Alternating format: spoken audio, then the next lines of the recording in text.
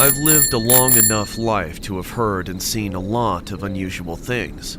Of course, having spent many of my years in the state of Florida, I've seen firsthand on several occasions why the infamous Florida man is always making headlines across the country. Heck, I could have been one of those Florida men back in the day. But I can tell you without a doubt that no matter how steeled you think you've become against the surprises life throws at you, you're never invincible. Life always holds the power to shock you to your core. I mean, take me for example. I spent my years in the military, and I've spent my years on the streets, drifting between one rock and another hard place. But no matter what messed up stuff I have to see go down or deal with, I always bounce back. Well, almost always. Out of everything I've seen, only one thing made me lose my cool, and I think it was just the sheer unexpectedness of it. Just that I didn't think anything like it could ever happen in broad daylight in the middle of the city, but there's no denying that this happened. Everyone knows about it these days. It was a nice sunny day in Miami. I was making my way across town down the concrete mess of a highway, just to get out of that part of town I'd been in for the last few weeks. I'd never owned a car, so I was taking my bike down the shoulder, except I wasn't riding it.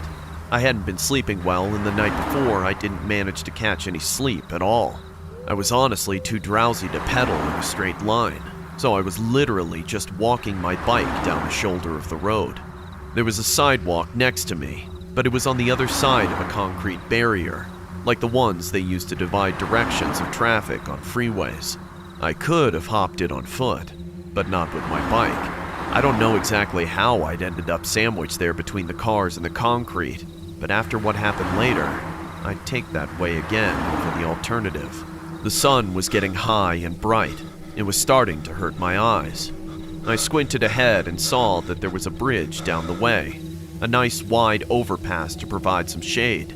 I started to quicken my pace, which felt pretty silly given that there were countless cars flying past me, but between the deafening whoosh of each vehicle passing, I kept thinking I was hearing something. Something that sounded like the shouts of a heated argument between drunk people. That's the problem with you. It's slowing all this down. That might not be something you'd expect to hear in the middle of the day in your town, but in Miami, it's more than common. But I couldn't help but think it sounded a little unusual. I figured that sleep deprivation was screwing with me, and pressed on. But as I got closer to the bridge, the shouting grew louder. It sounded more like screaming, but there was some other tone in there, like a growling rabid dog. Every time I thought I was about to decipher it, a car would blow past me. Then, the sound would change. By the time I got to the bridge, my curiosity was piqued. I could definitely tell where the noise was coming from. Straight ahead of me, just a few more yards under the shade. I peeked over the edge of the barrier onto the sidewalk and saw two hairy pairs of men's legs sliding around together on the sidewalk. I instinctively darted my eyes away, not wanting to see much more above the thigh level. These experimenting people need to get a room. What are they thinking? Doing stuff like that on the side of the road in the beaming sun? Well, obviously no one cares because no one's stopping. Just another day in Florida. I did my best to keep my eyes to myself as I passed under the shade. I was thankful for the break from the intense light, but beneath the underside of the road above, some strange sounds began to echo, forcing me in for another look. This wasn't an act of exhibition, but there were two messed up looking dudes lying naked on the concrete, and one of them was crouched over the other, tearing into a man's face with his teeth. There was blood gushing out and spilling onto the asphalt, bone showing through the bite wounds on the face, and flesh in the attacker's teeth as he looked up to notice me, just to scream like a feral zombie as he looked me dead in the eye. It was at that exact moment that I jumped onto my bike and pedaled off at top speed. All prior drowsiness was erased by the shot of adrenaline. I kept looking back to see if I was being ran down by that psycho, but luckily he'd been content with scaring me off. I rolled down the first ramp that I got to and immediately went looking for a cop. I found one not even a block away, surrounded by several other very concerned-looking citizens. The police officer, however, seemed annoyed, but I was in a panic, and I never panic, so I must have been a sight to see all on my own. I barged through all those people and got right up into the cop's face. "There's a flippin' zombie on the frickin' pedestrian path, up the ramp, just up that way." "Come on, don't get hysterical with me, people. What do you mean by zombie?" "There's a dude eating another dude's face off, man." Finally, it seemed like something clicked in the cop's brain. He didn't say anything to us. He walked straight into his car, speaking something into his radio. Then he drove up the off-ramp going the wrong way, out of sight. Me and those other civilians traded a few strange looks, all in an understandable loss for words. Some of them looked like avid bicyclists. Others just looked like people who'd come out of their cars. I wondered how long that thing had been going on with all those people just driving past like that. Then we heard the gunshots. 5 of them in quick succession. Everybody on the street stopped what they were doing, dumbfounded. In just a few minutes, more and more cops came, followed by an ambulance, and then the army of press. News van after news van drove up to broadcast the scoop, live on the scene, or whatever. I heard some office building captured the whole thing on their security cameras. It was the talk of the town for weeks. I'm sure the name Miami was heard all across the world alongside zombie attack, cannibal eats face off homeless man, Florida man gets wasted and eats face. I don't care for any of that. People who weren't there seem fascinated by it, but I know more than anything that I never want to see pictures of that horrible tragedy. Just from seeing it one time, I was shaken up for months. I still get hair standing up on the back of my neck whenever I pass under a bridge. A person who was riding his bike here off the MacArthur Causeway yesterday afternoon says he saw one man eating another man alive. You're about to hear from the Miami man who had his face chewed off. My face was all patched up. My eyes got plucked out. And ignored the officer's orders to stop eating the other man's face.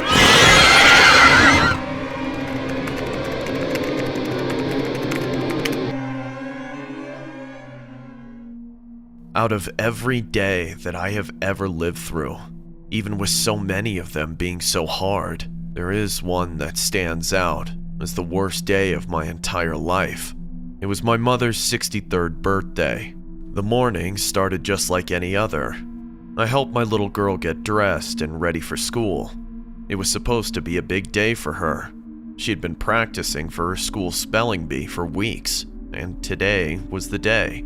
The 2 of us were about to walk out the door when my husband grabbed me on the shoulder and stopped us before the door. "You can't let her go to school looking like that. She looks unkempt. What will people think when she's on stage?" I was going to just accept that he was right and change our daughter into some different clothes, but my mother, who was living with us at the time, had a bit of a grudge against my husband, and she wouldn't have it. It was her birthday after all. Who do you think you're talking to? If you make my granddaughter late for school on the day of her recital, you got another thing coming. Go, baby, get out of here. Don't let that oaf tell you what to do. My husband looked a little dumbstruck by my mother's resistance to his remark. He was usually the head of the household, and he would always get his way. But ever since my mother retired and started living with us, she had fought him for control over every little thing. I didn't want to be caught in the crossfire between the 2 of them on that day, so I just left like my mother told me to. I dropped my daughter off at school, then spent several hours running errands. Early in the afternoon, I got a call from my mother. For some reason, she was elated. Huh. Today sure is a good day, dear. How's about you take your old lady out for some coffee and pastries for her birthday? There wasn't really any way that I could say no. I might have married a controlling man, but I was born to an even more demanding and particular mother. So I put a hold on the grocery shopping I was about to do and met her at her favorite cafe in town, which was, of course, ridiculously overpriced and overrated. She ordered the most expensive things on the menu on my tab, then told me to take pictures of her holding them up to commemorate the occasion. When I asked for a bite, she said, "Oh, give it a rest, honey. I've done enough for you today. I deserve this to myself." I was confused by what she meant, but I didn't bother to ask. I heard my phone go off from my purse and I welcomed the distraction. I'd gotten a text from my sister-in-law asking where my mother was. I replied that she was at the coffee house with me, but I didn't get a reply. Instead, about 15 minutes later, the police pulled up. They marched inside with forlorn faces and told us to follow them to the police station, but they wouldn't tell us why. Now, I understand that they didn't want to make a scene at the place of business. When we got to the station, we were met by a man in a suit who spoke to us softly. "Hello, ma'ams. I have some very unfortunate news. If you would, I'd like to talk to one of you at a time in this room here. The other can sit in the waiting room with your family." Oh, let me go first. It's my birthday. Sure. Come with me, ma'am. And so, my mother disappeared into a windowless room with that man, as I was ushered into a larger waiting room, where I found my entire family of in-laws sitting in quiet, sobbing despair. I asked them, Do any of you know what's going on? but none of them answered. They just looked at me with daggers in their tearful eyes. Confused, I found a seat away from them, up against the wall that was shared with the room my mother had just been taken into. I was soon to find out that that room was purposed for interrogations and had an extremely thin wall. "Something terrible happened today, ma'am. Your son-in-law has passed away. Huh? What'd you say? Your daughter's husband has been killed."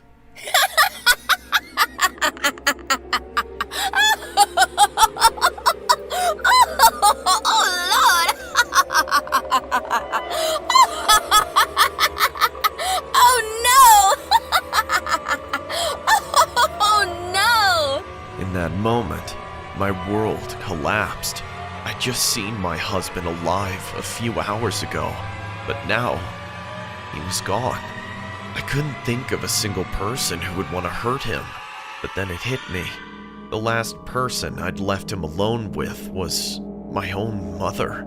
So he's dead? Yes, he was killed. He was shot a dozen times in his own home. Yay! Happy birthday to me. I did it, I did it. Everything after that is just a blur. They called my daughter out of school and made us go in the room with my mother. I remember her saying something like, Aren't you so happy, baby? You're free now. No more of that jerk hanging around. but there was nothing I could say. I'm still struggling to recover from that day, almost 10 years ago. I just can't believe how deranged she became, that she would do something so despicable and then celebrate it. She even made me take her out to lunch afterwards. I know I didn't marry a perfect man, but she had no right to do what she did. We could have worked things out, but now none of that is possible.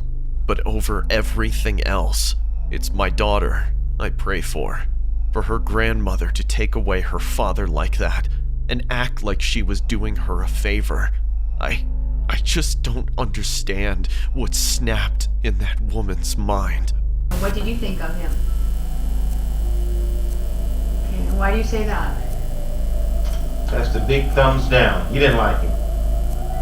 I want to tell you that just within the last 30 minutes, the judge did rule that there is now enough evidence for Cynthia Sitabaka to stand trial for murder. Is he dead? You tell me. He's gotta be dead. Is he dead? He's dead, man. Oh, thank you, thank you, thank you, thank you, thank you. Oh boy, oh boy. Good, good, good, good, good, good. Oh, thank you, thank you. Did you check to see if he was dead? I didn't care.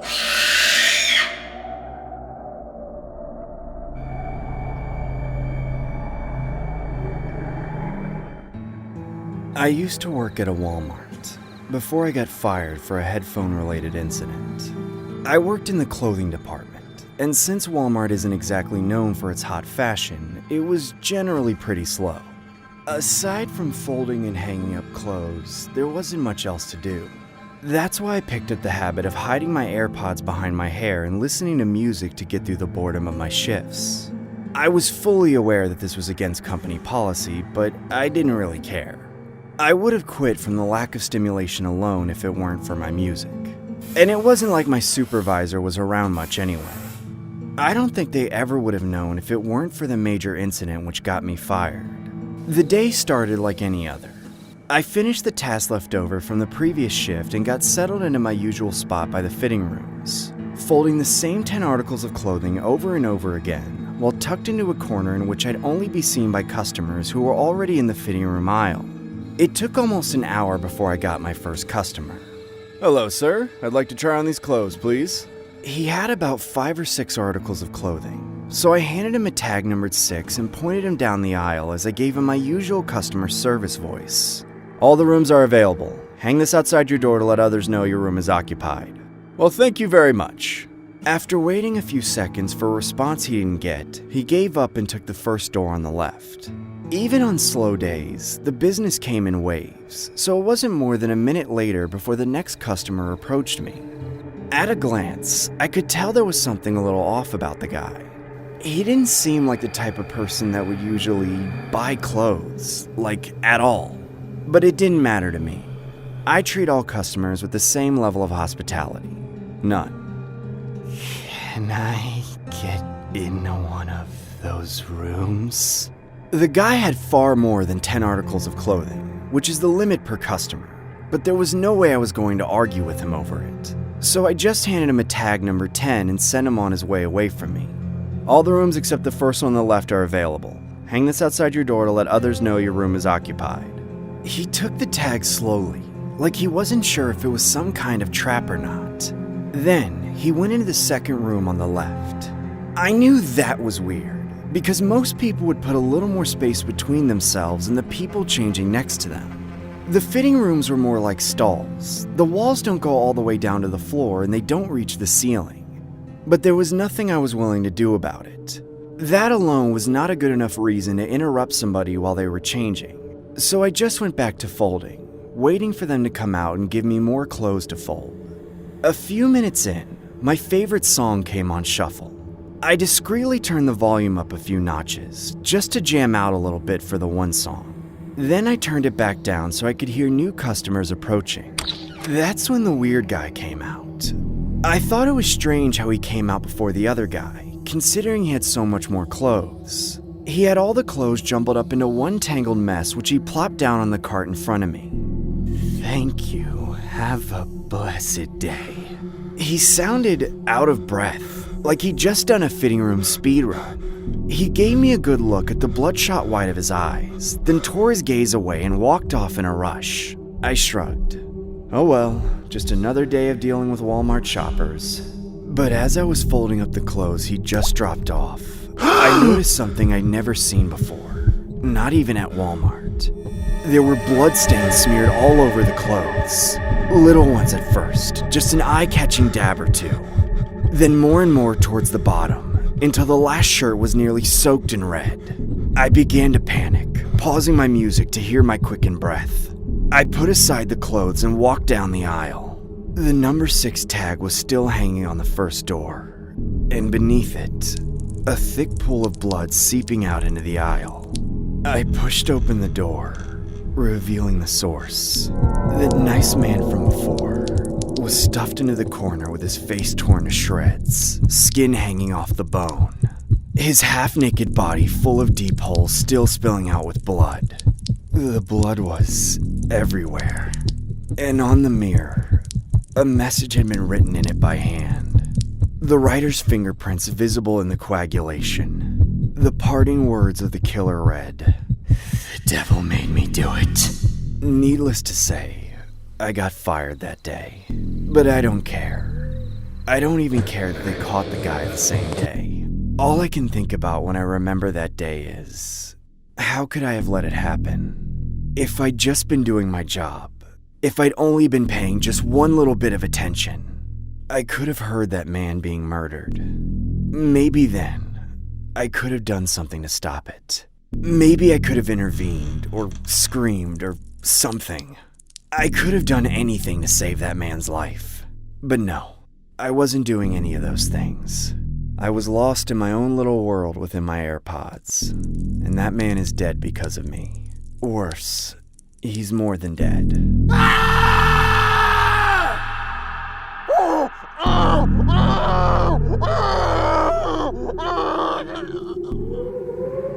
I really shouldn't be talking about this, but I've been keeping the secret from everyone for decades now. And as I've gotten more old and withered over the years, I'm close enough to death that I no longer care if they find me. It was the early 90s, and I just hit flat broke and fell out on the streets. I consider myself a wise and seasoned hobo these days, but back then I was a rather hopeless case. I barely had any experience with living on my own, let alone without a home. Not only that, but the city was a lot smaller all those years ago, so finding money was that much harder. I would spend all my time begging and pleading, and by the end of most days I wouldn't even have enough change to buy a hot dog from the convenience store. I tried everything I could think of. Busy streets, residential streets, kindness, crassness. I just wasn't getting anywhere. By the end of my first couple months, I was starving. My bones were protruding from my skin, and I could barely keep my eyes open from the lack of energy. It just goes to show the way people are, because many of them won't take pity on you, even if you look as bad as I did. I was sitting on the sidewalk, shivering from the first autumn wind and jingling my cup when some jerkwad in a cheap suit slapped it out of my hand, sending all my money flying into the air and tumbling down into the sewer. Go get a job, you worthless bum. Then he walked off. I struggled to get to my feet and tried to pick up my quarters, but people kept accidentally kicking me, so I gave up on it. I stumbled away from that no-good avenue to a more relaxing street. I already knew this particular street was popular among the homeless, and I will admit, I had the intention of begging them for food or change, but without much expectation of that working. So you could understand my surprise when I saw a homeless couple sprawled out on a park bench all fat and happy, smiling and laughing and chatting. So this guy walks up to me and says, "Hey man, have you seen the newest Demon Slayer episode?" And I said, "I can't watch Demon Slayer, I'm homeless." Laughter was something I hadn't experienced in a very long time, and I certainly hadn't looked that well fed since even before I became homeless. I went right up to them and started to ask, "Excuse me, I don't mean to be a bother, but I'm having a really rough time out here, and I see that you guys are doing well. All I want to ask is, how have you been able to keep your health? Or how do you panhandle? Like, what's your approach?" "Get lost, buddy." "Please, sir, I beg of you. Winter is coming and I haven't eaten in weeks. I won't survive if I don't get something to eat. I don't want anything from you but knowledge." All right, man, keep it down. I'll tell you how we've been getting fed, but you gotta swear to God that you won't tell anyone about this, or I guarantee that starvation will be the least of your worries. You got that? "Oh, I do. I swear, on the Lord in heaven above, may he bless you and your lady. Thank you." All right, man, listen up, because I'm only gonna say this once. Walk 2 blocks west to the edge of the woods. On the far side of the street, there's a loose manhole cover. Enter and follow the sewer until you meet the old head, Maynard. He feeds the homeless. Now, get lost." I heeded him and got out of there. My brain was so fried by starvation that when I found the manhole, I didn't even think about the stench of the sewer once. But I did make myself wait until sundown. It seemed obvious with all the secrecy that man had pressed upon me that you weren't supposed to be seen going in. Getting there in the early twilight, I heaved off the manhole cover with what felt like the last of my strength, then stepped down onto the ladder and dragged the cover back, sealing myself in the musky darkness. I carefully made my way down the ladder until my feet plunged into raw sewage. I didn't even flinch, let alone recoil.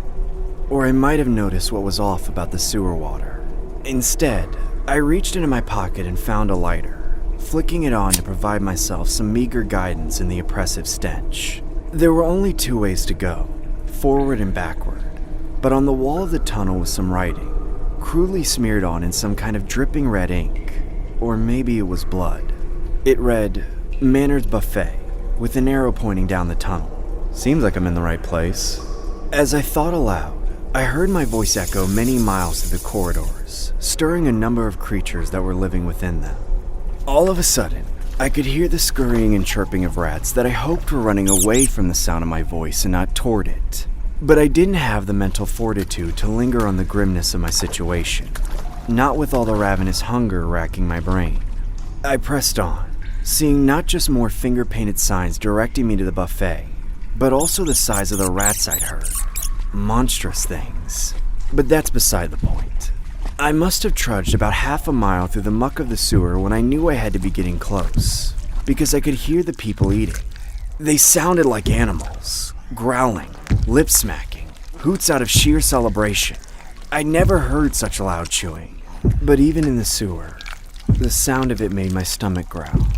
I picked up my pace and tried to get there quicker, but pretty soon I found myself exhausted, forced to go on at a slow, steady pace. Eventually, I saw an intersection in the tunnel, and that's right about when my lighter ran out of juice. I pressed on, the sound of the feast growing louder and louder. But right as I was about to round the corner, I heard a snap, like a bone being broken in half. I stopped. A chill ran down my spine, trying my hardest not to stir the sewer water. That I could now clearly see was a dark turbid red in the light from around the corner. I crept up to the intersection, then peeked my head around the corner. Squatting in the stagnant drainage of a clogged culvert were 6 or 7 shirtless homeless men. All sat around a floating corpse of a man which they were devouring, ripping the skin from flesh, the flesh from bone, breaking the bones and sucking out the marrow, cracking the skull and scooping out the brains, chewing that bright crimson with tendon and sinew stuck between their teeth. And I would have recognized that cheap suit anywhere. I'd seen that jerk just a few hours ago, right before these crazy cavemen killed him and dragged him down here. I turned and ran. I may have been on the verge of starvation, but I would have rather died than become one of them. 30 years later, and I've long since found out how to make a living on the streets, but I'm still traumatized by what I saw. It's my nightmare in every fitful sleep I managed to catch, but I think I've outlived all the faces I remember from around that time, so I can finally get it off my chest without worrying of becoming the buffet myself. What the hell, man? What do you want? Ew. What do you want me for? I'm just a bum. I'm a professional photographer by trade, but I've had a few side hustles in the past. I'm also sort of a fanatic for the paranormal, which has led me down a number of photographic rabbit holes, but strictly as a hobby. I never get paid for attempting to actually photograph real ghosts. However, some years ago, I did combine those interests into an obscure side hustle that ended up getting me into trouble. Basically, I'd take pictures of grieving family members, then Photoshop images of their deceased loved ones into the photographs. It was never my favorite gig, not only because it involved the fabrication of the ghost that I was trying to find proof of, but mainly because I always had the nagging thought in the back of my mind that said it was taking advantage of people who were struggling with the loss of their loved ones. But all those people willingly responded to my ad. I never charged them much, just enough to make ends meet, so I continued to do it. Unfortunately, there was one client who forced me to stop. From the very beginning, I was getting strange feelings about their request. But at that point, I was already starting to get the idea into my head that I was really helping these people with their grieving process somehow. She called me around midnight with a strange excitement in her voice. "You've reached Sunday morning photography. How may I produce your memorable photos?" Hi, I saw your ad on Facebook. How much do you charge for a funeral photography session? Well, the usual rate is $100 for an hour-long shoot. About 2 weeks until you receive your 5 finished photographs. Can you get them to me by Monday if I give you $500? Sure. Great, I'll text you the details. I was a little flabbergasted. $500 for an hour on camera and 4 hours in the Photoshop was better than my professional rate at the time. I didn't really question why she needed them so fast, but I thought it was weird that she didn't even tell me who had died. Though, within minutes she'd send over a dozen text messages, really long and drawn out blocks of text, detailing how distraught and depressed she was due to the sudden death of her 2-year-old daughter, and how she didn't want to talk about it over the phone. Before I even had time to type the words, "my condolences," she completely switched into business mode. She gave me a detailed list of the kinds of photos she wanted, how she wanted them composed, which pictures of her daughter she wanted to use, and how. Just a lot of very specific requirements that grieving people wouldn't usually care about. Most of the time, they're too preoccupied with grief itself to deal with the details.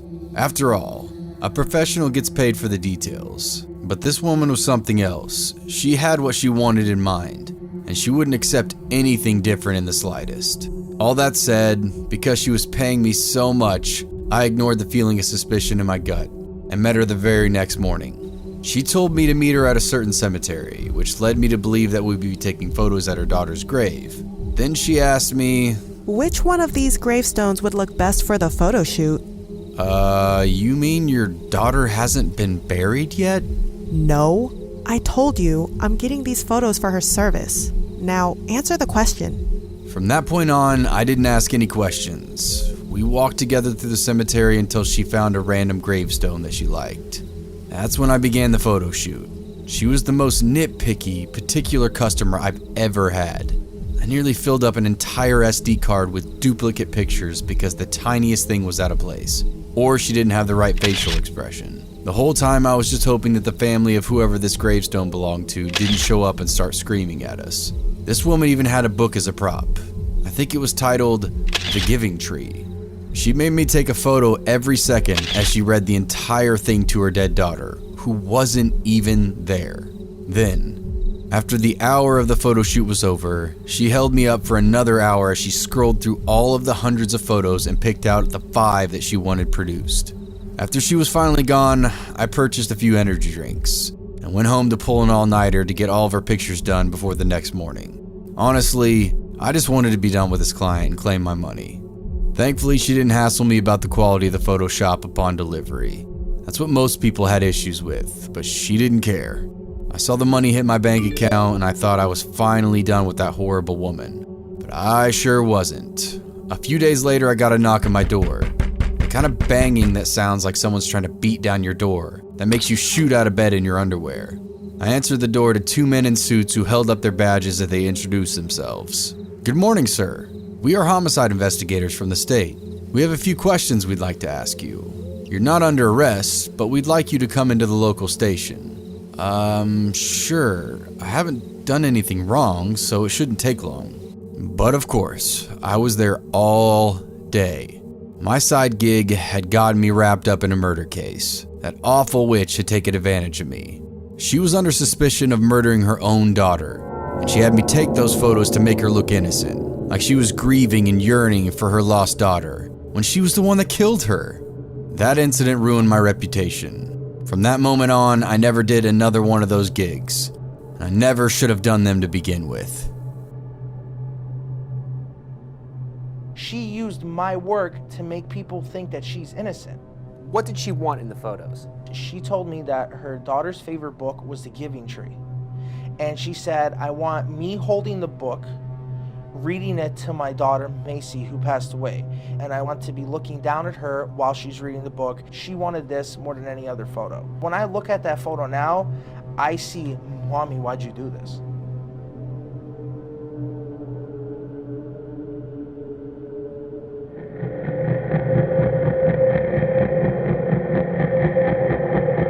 When I was still in college, I worked part-time at the local Walmart to make ends meet.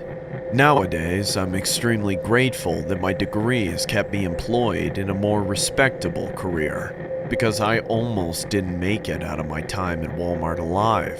I remember one night in particular, when the danger came to a head. It was a Friday. I was taking a few hours to catch up on my studying before going out for the night, but I got a call from my manager. "Hey, Sally, we need you to come into work tonight. Miriam didn't show up again." All right. I'll be there in an hour. It seemed like that there had been a lot of no-call, no-shows recently. I certainly didn't appreciate losing my night out to a late shift at work, but more than that, I didn't want to be the type of person that left their workplace short-staffed. That being said, I could already feel myself getting closer and closer to that point. The turnover was high, for a good reason. The pay was minimum wage, and management was always taking advantage of the people who didn't walk out the door. People like me. When I showed up at around 9, I was glad to see that it was a slow night for a Friday. Back when I was working there, Walmart used to stay open far later than it does today. I could see why they made the decision to change their hours. I only saw about a dozen cars in the entire parking lot, and most of the customers were already checking out. Still, I was pretty sour about the whole thing. It wasn't like I was getting paid overtime for this. The next several hours dragged on uneventfully, until finally my manager made the closing announcement. Attention valued Walmart customers, the store is now closing. Please finish shopping and make your way to the checkout lanes. Thank you, and have a safe night. The way he delivered that announcement, you'd think he was a nice guy, but he was only that way to the customers, not with the employees. I checked out my last customer and was about to walk out the door for the night when he yelled at me. Hey Sally, where do you think you're going? I'm going home? I just clocked out. No, you're not. Miriam's shift was 8 to close, so that means you're gonna help close the store. Alright, what do you need me to do? Well, for starters, walk around all the aisles and make sure all the customers are on their way out. You got it, boss.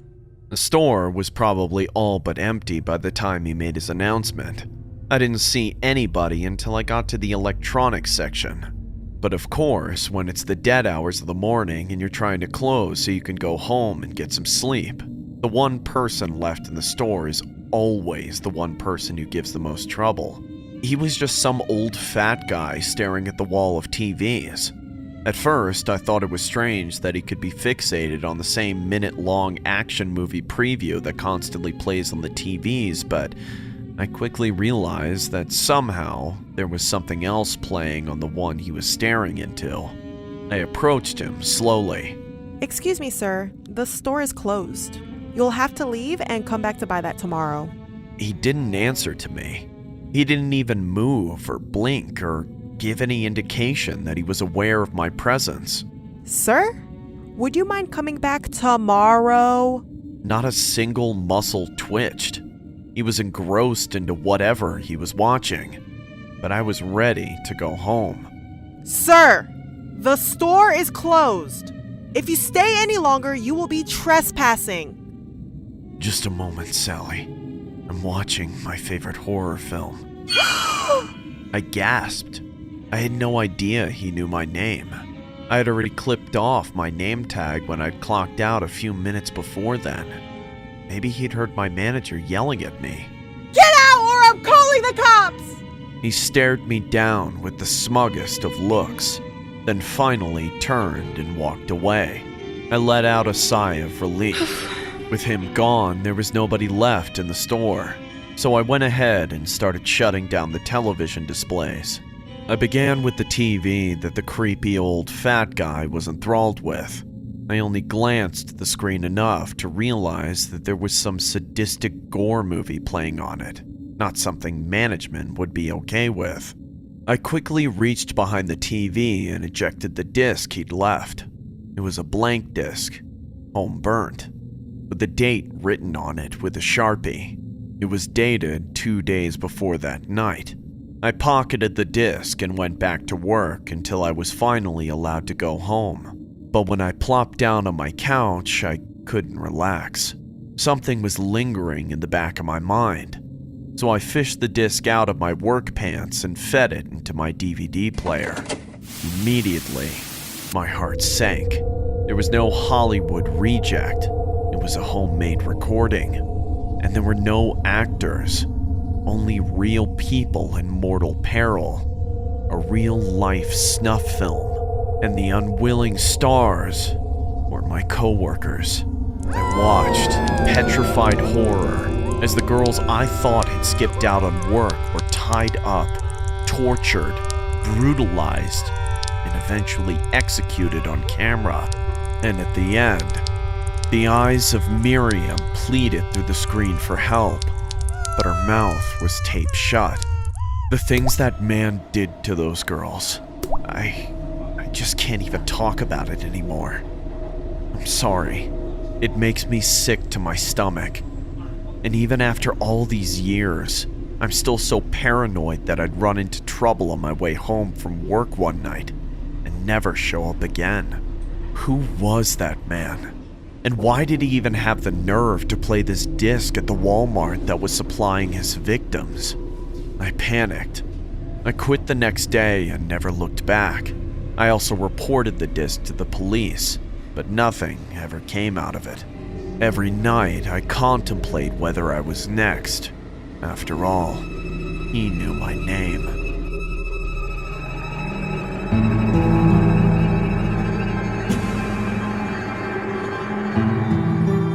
I don't know if anyone who needs this advice will be able to find this, but I'm going through the trouble of telling this story on the off chance that it will reach the right person. I'm not ashamed to admit that I'm homeless. I'm posting this on a library computer to a website some kid on the street told me about. Anyone out there who's in danger of becoming homeless needs to remember what I'm about to tell them. If you have people you can trust, never leave their side, for their protection and yours. I'm usually the first guy to follow this rule, but a few weeks ago, I forgot it for just one night. I was walking down the streets of northern Las Vegas around evening time. Probably a sketchy situation for most, but I felt pretty comfortable. The bothersome police mostly left this neighborhood to its own devices, and I had quite a few friends in the area. That's just the kind of guy I am. I can make friends with almost anybody, no matter how down and out any of us get. I just found a bag of half-eaten McDonald's in a trash can, so I was ready to find a place to sit down and eat, then turn in for the night. I dragged my mat of cardboard into an alleyway where I knew a guy named Skeg would be living. I'm sure Skeg wasn't his real name, but most homeless people in Vegas are hiding and in debt to somebody, so we almost never tell our real names. Hey Bert, want some dumpster pizza? It's pretty fresh. Only if I can trade you some less than fresh hamburgers. You drive a hard bargain, Bert, but I'll have to accept. Sit down, let's divvy. Sure is a nice night.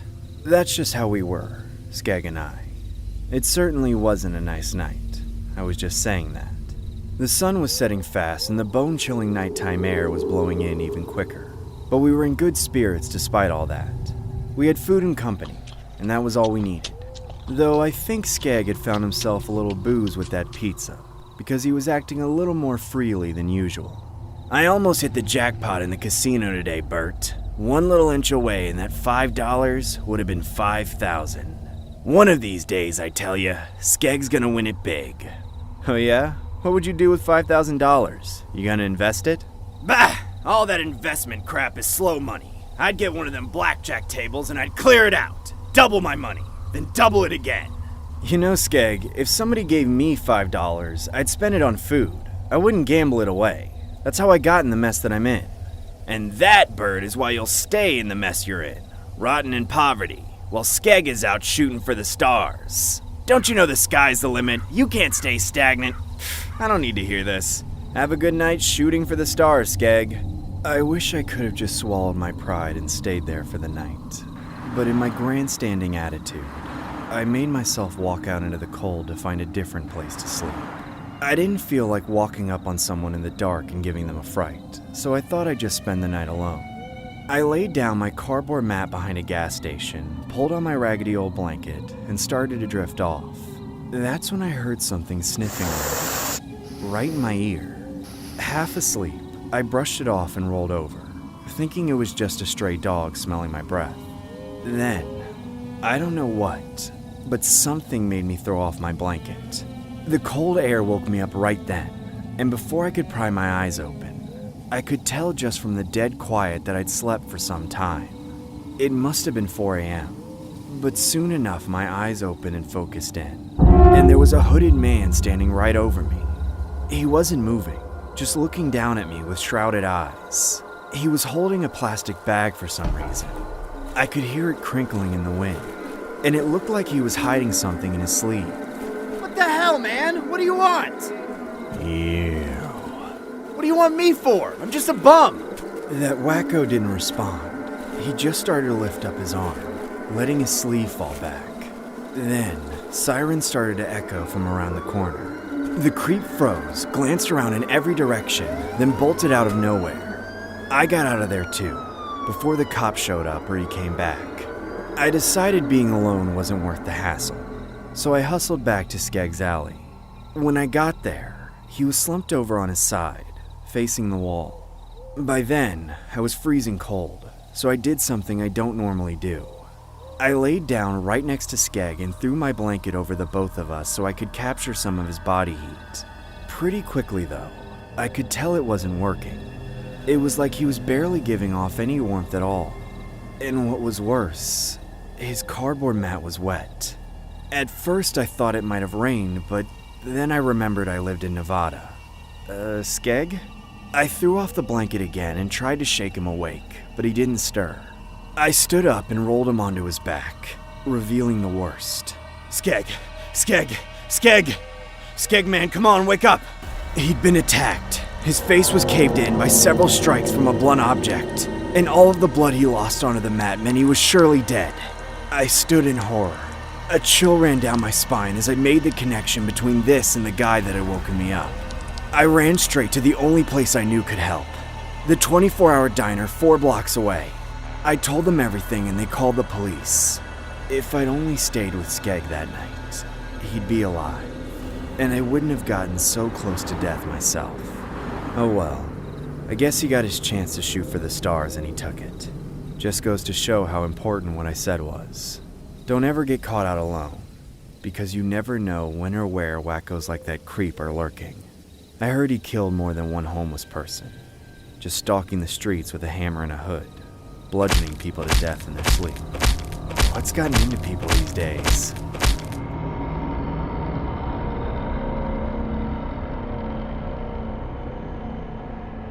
When you first hit it, were you sure it was a dummy? Yes. The problem being is we've had some other people struck in the head in the exact same fashion that you struck this dummy in the head. You're going to go to Clark County. I am? Yeah. Why? Because you make us nervous.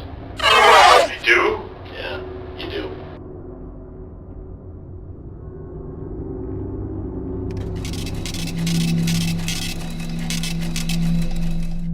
The story I'm about to tell is as true as the sky is blue.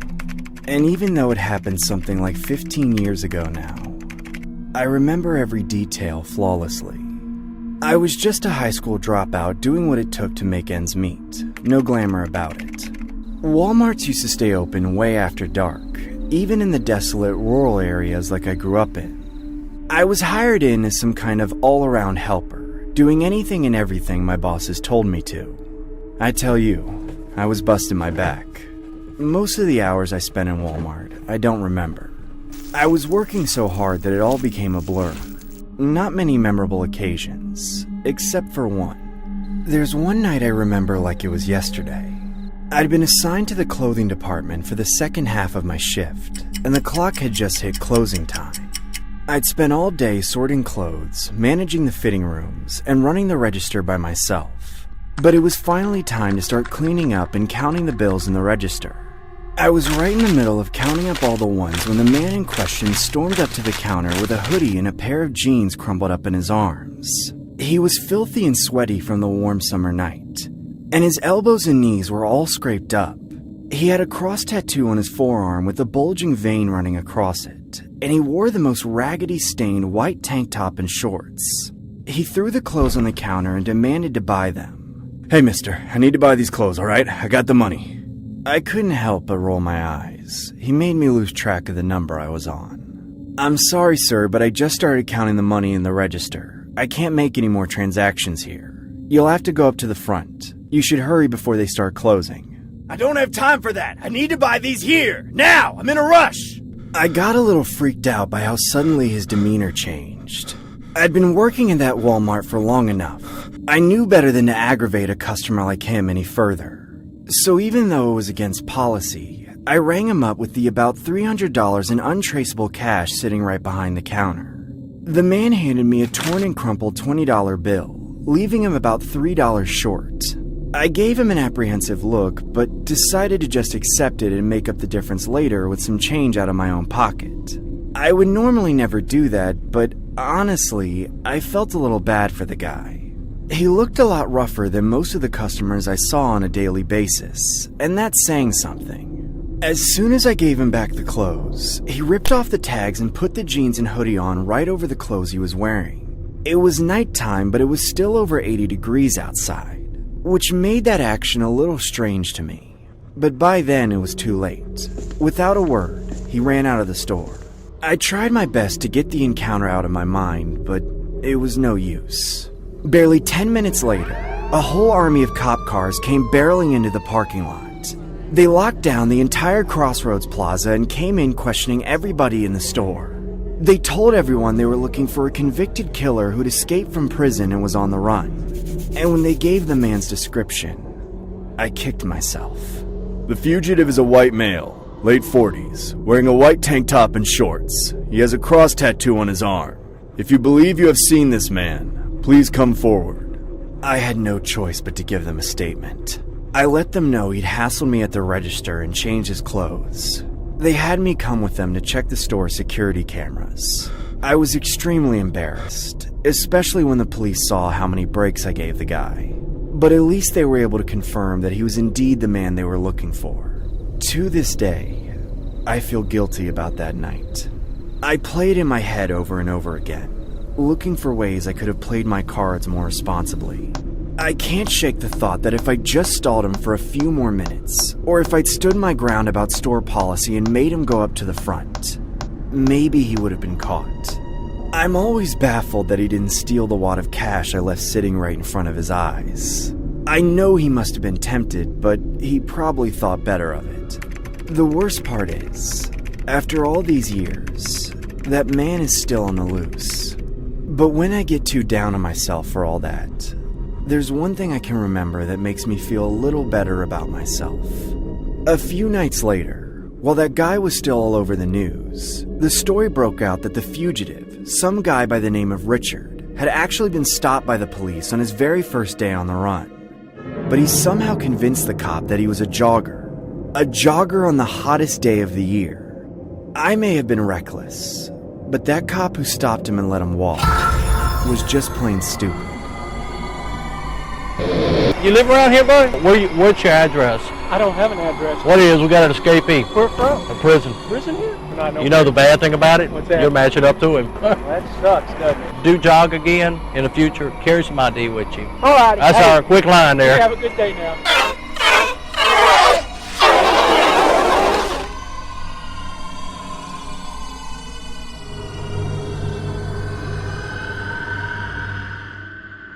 Almost everyone has an ex, and when you get into a relationship with someone, everyone gives at least a moment of thought to the other people their new partner has been with, because you know they're thinking about yours.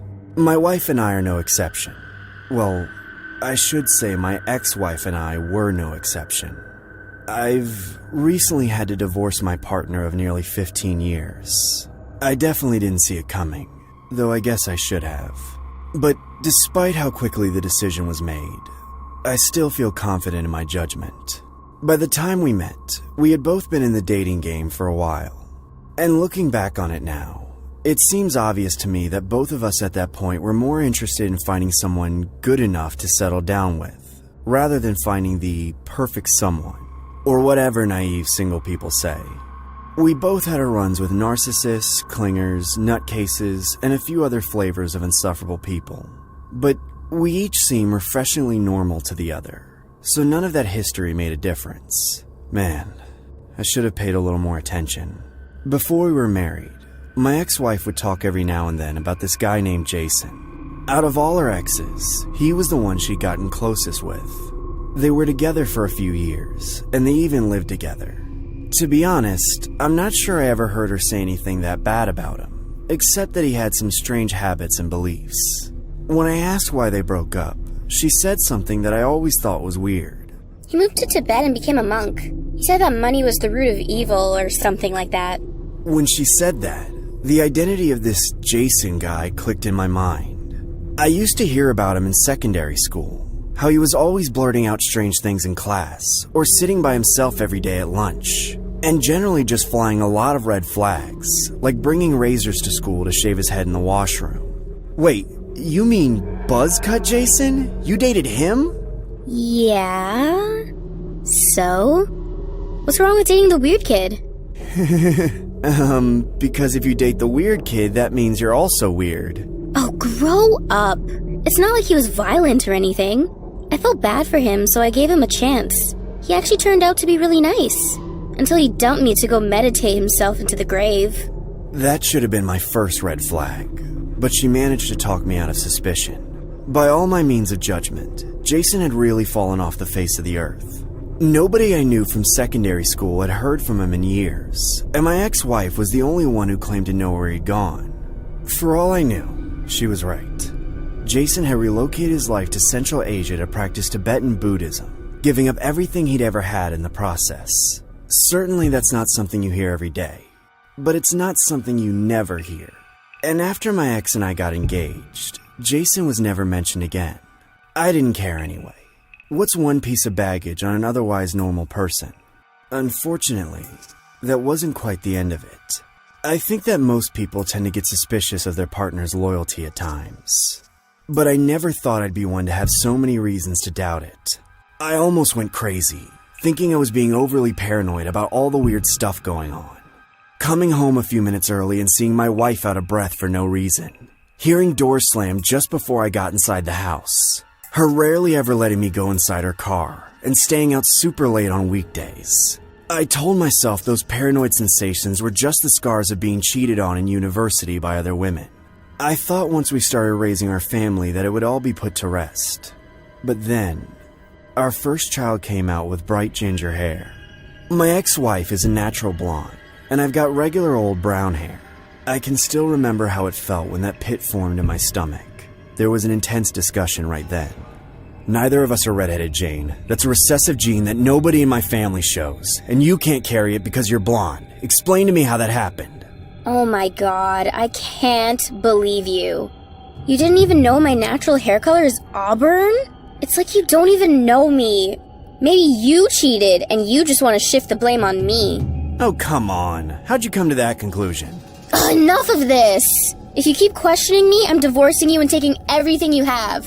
And that was how she got me. Holding the word divorce over my head like a guillotine. I always feared becoming one of those old lonely divorcees who spend every night at the pub. More than anything, I didn't want that to become me. So begrudgingly I dropped the issue, and made extra sure that the next kid was mine. But things never got easier. Those suspicions of mine never stopped getting stirred up by one thing or another. It started to get to me. Over time, I think I degraded mentally.